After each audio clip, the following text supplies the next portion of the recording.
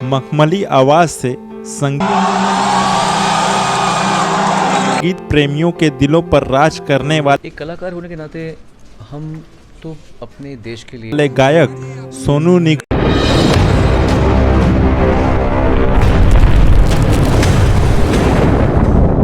को सामने से देख लोग झूम उठे। वाराणसी में संकट मोचन संगीत समारोह के शताब्दी वर्ष के अंतिम दिन की बेहतरीन प्रस्तुतियों में दर्ज हो गई। अपने मखमली आवाज से संगीत प्रेमियों के दिलों पर राज करने वाले प्रख्यात गायक सोनू निगम को सामने से देख लोग झूम उठे। हर कोई अपने मोबाइल कैमरे में उन्हें कैद करने लगा। दर्शकों और श्रोताओं का प्यार देखकर सोनू निगम भाव विभोर उठे। सोनू निगम को सुनने के लिए रिकॉर्ड तोड़ भीड़ उमड़ी पड़ी थी। मध्य रात्रि के बाद मंच पर सोनू निगम पहुंचे थे तो दूसरी तरफ दर्शकों की भीड़ बढ़ती जा रही थी और जैसे ही सोनू निगम की झलक मिली, हर हर महादेव के जयघोष के नारे लगने लगे। सोनू निगम ने भी हर हर महादेव से काशी की जनता का अभिवादन स्वीकार किया। पूरा प्रांगण श्रद्धालु और श्रोताओं से भरा हुआ था। संगीत समारोह के फिनाले पर उन्होंने इंडियन आर्मी को समर्पित करते हुए अपना लोकप्रिय गाना फिल्म बॉर्डर से लिया गया संदेशे आते हैं गाना गाकर हनुमंत भक्तों को रुला दिया। इस दौरान उन्होंने शहीदों की कुर्बानियों याद दिलाई।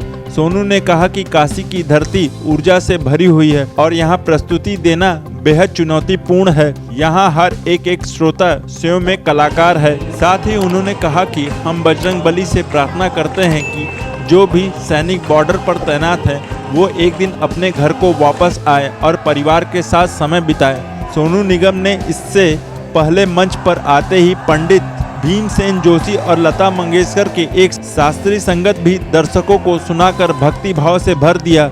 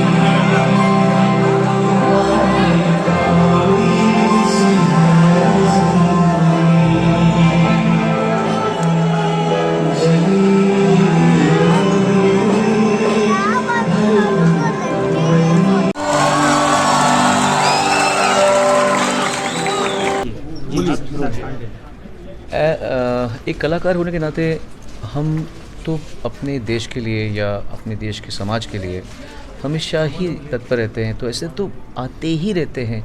कभी हमको पीएमओ से कुछ जो वो कर रहे होते हैं उसमें भागीदार बनने के लिए कहा जाता है और हम खुशी से करते हैं, क्योंकि अगर हम नहीं करेंगे तो कौन करेगा। ये तो हमारा परिवार है, हमारा देश हमारा एक मेगा परिवार है। तो जहाँ जहाँ जो भी होता है, चाहे वो आध्यात्मिक हो, चाहे वो धार्मिक हो, चाहे वो सामाजिक हो, मैं अकेले नहीं करता, बहुत करते हैं, सब लोग करते हैं आजकल। अब लोगों में एक अच्छी सी देश प्रेम की भावना बहुत अच्छी है। बहुत अच्छी है। मैं तो बहुत खुश हूँ। वजह अचानक ये जो एक दिखने लगी है चीज, भावना तो पहले भी थी, ऐसा नहीं था कि देशभक्त पहले नहीं थे, इसकी वजह पहले भी थे, लेकिन अब वो शो ऑफ होने लगा है। इसकी वजह क्या? नहीं, शो ऑफ क्यों? ये तो मतलब अगर मुझे जैसे आपको अपने परिवार से आप अपने पिता की इज्जत करते हैं तो ये आप शो ऑफ थोड़ी करें। आप अपने पिता की इज्जत करें बिकॉज आपके पिता का सम्मान करना आपका धर्म है और आप भी चाहेंगे कि हम भी आपके पिता की इज्जत करें। क्या बात। तो वैसे ही ये अगर हम अपने देश की इज्जत कर रहे हैं या उसका सम्मान कर रहे हैं तो ये हम उस पर कोई एहसान नहीं कर रहे और ना ही हम कोई शो ऑफ कर रहे हैं। ये तो हमारा कर्तव्य है, हमारा दायित्व है। और हम एक अकेले से देश है, पहला और आखिरी देश जो बोलता है कि वसुधैव कुटुंबकम। सारे लोग बोलते हैं मेरा देश बेहतर, मेरा धर्म सबसे अच्छा।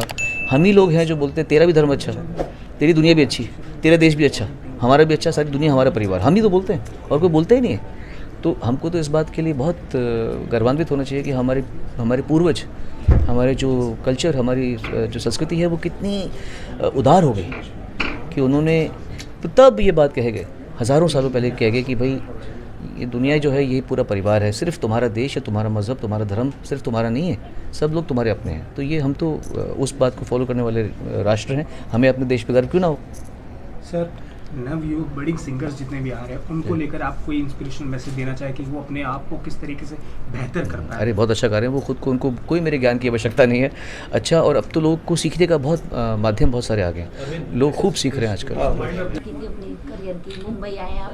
हाँ नहीं, मुंबई आया था मैं, हाँ वही 18 साल का उम्र आ गया था मैं। और आपने कई भजन भी गाए? बहुत सारे। तो आपको इंस्पिरेशन कहाँ से मिली कि मतलब कहाँ से शुरुआत करें? आपके पिताजी भी अगम कुमार निगम जी भी आपके साथ कई स्टेज शो किए हैं। कुछ नहीं, मैंने सिर्फ ईश्वर का आदेश का पालन किया है।